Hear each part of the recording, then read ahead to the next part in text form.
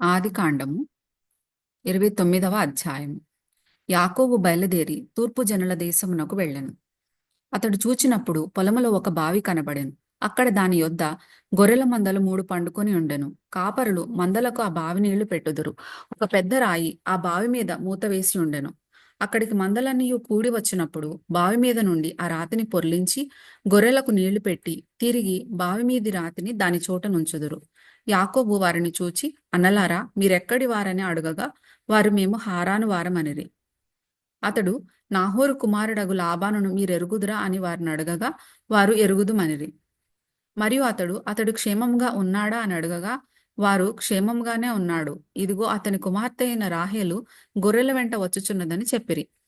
అతడు, ఇదిగో ఇంక చాలా ప్రొద్దు ఉన్నది, పశువులను పోగు చేయి వేళ కాలేదు, గొర్రెలకు నీళ్లు పెట్టి పోయి వాటిని మేపుడని చెప్పగా వారు, మందలన్నీయు పోగు కాకమునుపు అది మా వలన కాదు, తరువాత బావి మీద నుండి రాయి పొర్లించుదురు, అప్పుడే మేము గొర్రెలకు నీళ్లు పెట్టుదుమనిరి.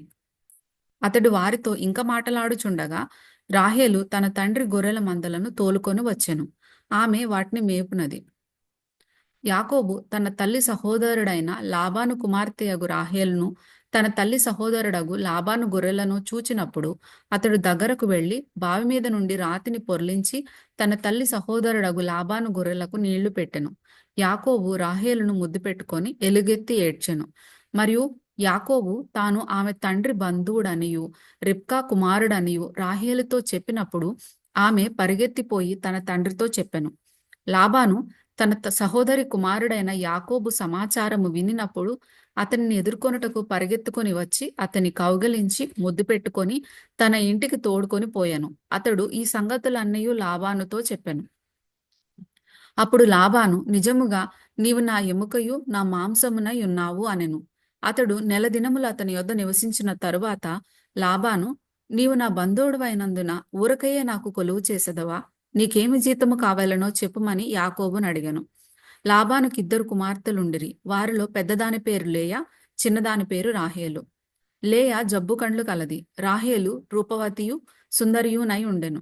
యాకోబు రాహేలును ప్రేమించి, నీ చిన్న కుమార్తె అయిన రాహేలు కోసము నీకు 7 సంవత్సరములు కొలువు చేసెదనెను. అందుకు లాబాను, ఆమెను అన్యునికిచ్చుట కంటే నీకిచ్చుట మేలు, నా యొద్ద ఉండుమని చెప్పగా యాకోబు రాహేలు కోసము 7 సంవత్సరములు కొలువు చేసెను. అయినను అతడు ఆమెను ప్రేమించుట వలన అవి అతనికి కొద్ది దినములుగా తోచెను.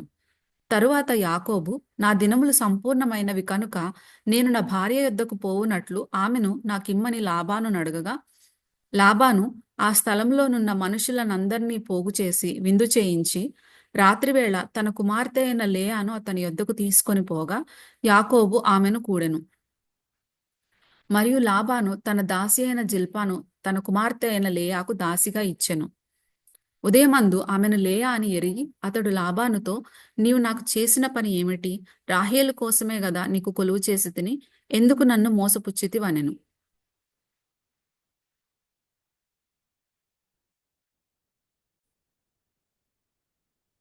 అందుకు లాబాను, పెద్దదానికంటే ముందుగా చిన్నదానినిచ్చుట మా దేశ మర్యాద కాదు.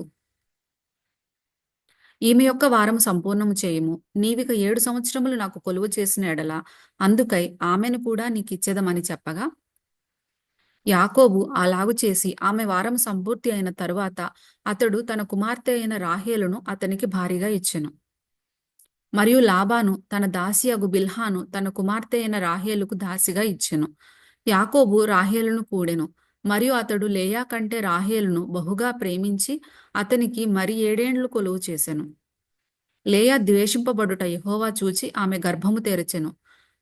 రాహేలు గొడ్రాలై ఉండెను. లేయా గర్భవతి అయి కుమారుని కని, యెహోవా నా శ్రమను చూచియున్నాడు గనుక నా పెనిమిటి నన్ను ప్రేమించును గదా అనుకొని అతనికి రూబేను అను పేరు పెట్టెను.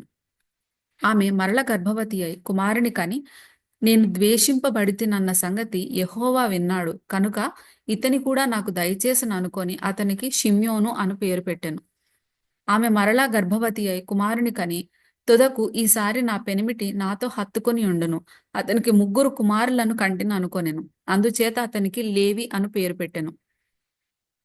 ఆమె మరల గర్భవతి అయి కుమారుని కని, ఈసారి యెహోవాను స్తుతించెదను అనుకొని యూదా అను పేరు పెట్టెను. అప్పుడు ఆమెకు కానుపు ఉడిగెను.